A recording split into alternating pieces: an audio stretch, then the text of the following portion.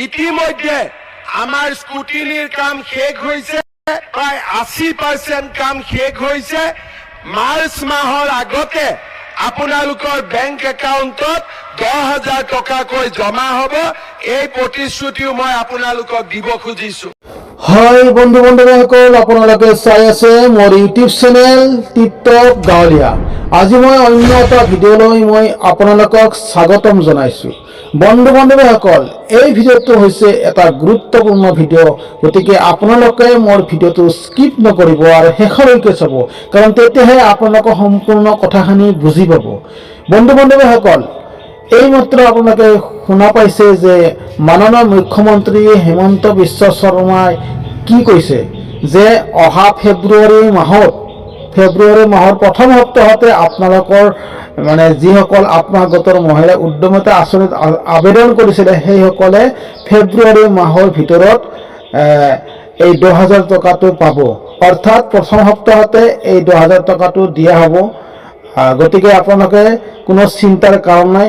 এতিয়া কোন মহিলাসকলে পাব আৰু কোনে নাপাব এই সম্পৰ্কত মই আপোনালোকক কৈছোঁ যে যিসকল মহিলাৰ আমাৰ সাধাৰণ মহিলা বা জেনেৰেল কাষ্টৰ মহিলা হয়, তেখেতসকলৰ যদি 3টা সন্তানৰ ওপৰত থাকে তেতিয়াহ'লে তেখেতসকলে এই 10,000 টকাটো নাপাব। বা মৰাণ মটক বা ST SC সকলৰ বাবে 4টা সন্তান নিৰ্ধাৰণ কৰা হৈছে, যিহেতু 4টা সন্তানৰ ওপৰত থাকিলে মৰাণ মটক বা ST SC মহিলাসকলে এই 10,000 টকাটো নাপাব।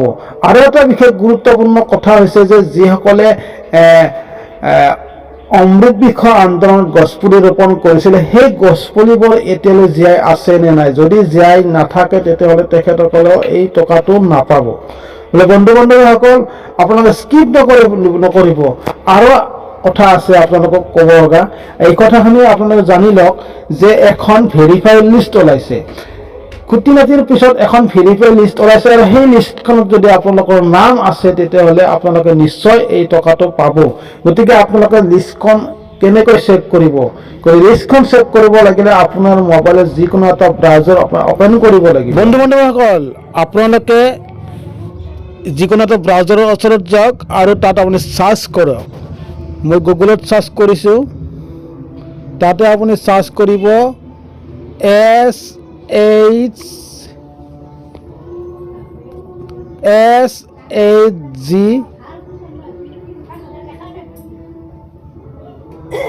SHG verify list. আপুনি এনেকৈ চাৰ্চ কৰিব, তলত লিখা হৈছে SHG ভেৰিফাই লিষ্ট বুলি। আপুনি চেক কৰাৰ কাৰণে আপুনি তাতে ক্লিক কৰি দিব, লিখিব আৰু ক্লিক কৰিব, আৰু যিটো ওপৰত যিটো পৰ্টেল পাব আপুনি এই পৰ্টেলটোত ক্লিক কৰি দিব। তাৰপিছত এনেকৈ ইণ্টাৰফেচটো খোল খাই আহিব। গতিকে ইয়াতে গোটেইখিনি ডিটেইলছ আপোনালোকে পাব।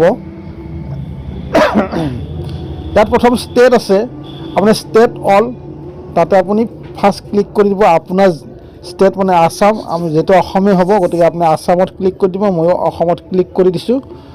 তাৰপাছত আপুনি কি কৰিব লাগিব? ডিষ্ট্ৰিক্ট চিলেক্ট কৰিব লাগিব। গতিকে আপুনি অলত আৰু ক্লিক কৰি দিয়ক। আপোনাৰ যিখন ডিষ্ট্ৰিক্ট পৰে সেই ডিষ্ট্ৰিক্টখন আপুনি চিলেক্ট কৰি দিব। মই বৰপেটা ডিষ্ট্ৰিক্টত চিলেক্ট কৰিছোঁ আপোনালোকক বুজাবৰ কাৰণে। এতিয়া আপোনালোকে কি কৰিব লাগিব? নেক্সট আপোনাৰ ব্লক আহিল, গতিকে আপুনি ব্লকত ক্লিক কৰি দিব। ব্লকত ক্লিক কৰি দিয়াৰ পিছত আপোনাৰ যিখন ব্লক পৰে সেই ব্লকখনত আপুনি ক্লিক কৰি দিব। আৰু মই আপোনালোকক বুজাবৰ কাৰণে মই সৰুক্ষেত্ৰী ব্লকত ক্লিক কৰি দিলোঁ। তাৰপিছত আপোনালোকে এনেকৈ আৰু আকৌ এটা পেজ খোল খাই আহিব। তাৰপিছত আপুনি কি কৰিব লাগিব? গাঁও পঞ্চায়ত আপোনালোকে চিলেক্ট কৰিব লাগিব। গতিকে অলত আপুনি গাঁও পঞ্চায়ত অলত আপুনি আকৌ ক্লিক কৰি দিয়ক। তাৰপিছত এনেকৈ ইণ্টাৰফেচটো আকৌ খোল খাই আহিব। আপোনাৰ যিখন গাঁও পঞ্চায়ত পৰে সেই গাঁও পঞ্চায়তখনত আপুনি ক্লিক কৰি দিব লাগিব। মই 21 নং পূব সৰুক্ষেত্ৰী গাঁও পঞ্চায়ত মই ক্লিক কৰি দিলোঁ। তাৰপাছত আপোনালোকে ইয়াৰ পিছত আহিব ভিলেজ নেম। আপোনাৰ যিখন ভিলেজ হয়, যিখন গাঁও হয়, সেই গাঁওখনত আপুনি চিলেক্ট কৰি দিব। মই ভিলেজ অলত আপুনি ক্লিক কৰি দিব। মই অলত ক্লিক কৰি দিলোঁ। তাৰপাছত আপুনি আপোনাৰ যিখন গাঁও পৰে সেই গাঁওখনত আপুনি চিলেক্ট কৰিব। মই আপোনালোকক বুজাবৰ কাৰণে মই যিকোনো এখন গাঁও মই আপোনালোকক চিলেক্ট কৰি দিছোঁ। মই চিনাৰীতে ক্লিক কৰি দিলোঁ। তাৰপিছত আপোনালোকে এনেকৈ কি কৰিব লাগিব? যিটো ৰাইট চাইডে কোণত যিটো সাবমিট অপশ্যন আছে তাতে আপুনি ক্লিক কৰি দিব। ক্লিক কৰিলে যেনেকৈ আপোনাৰ ইণ্টাৰফেচটো খোল খাই আহিব, আপুনি তললৈ চাব, এনেকৈ আপোনাৰ লিষ্টখন আহি পৰিব।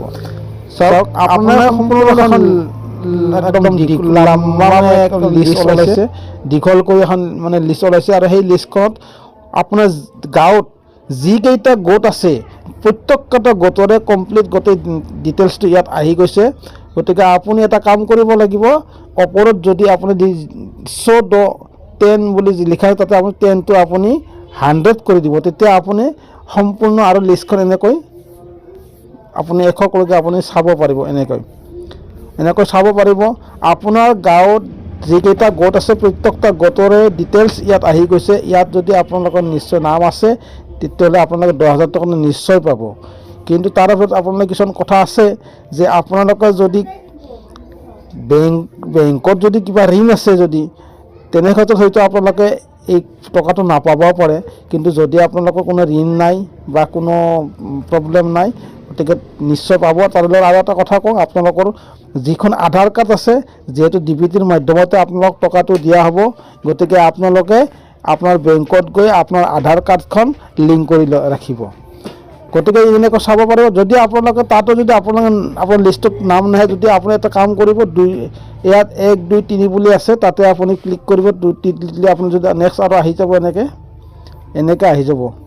এনেকৈ আপুনি চেক কৰিব পাৰিব আপোনাৰ নামটো আছে নে নাই। তাৰপিছত আপুনি যদি তাতো নাই তাতে ক্লিক কৰি দিব, তেনেকৈ আহি যাব। আপোনাৰ নামটো আছে নে নাই।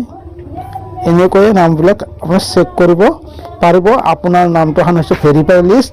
এই লিষ্টখনত আপোনাৰ নামটো আহিছেনে আপুনি আপোনাৰ মোবাইলত চেক কৰি ল'ব। গতিকে বন্ধুসকল, আপোনালোকে ইমান সময়ে মোৰ ভিডিঅ'টো চোৱাৰ কাৰণে আপোনালোকক ধন্যবাদ। গতিকে আজিলৈ ইমানেই।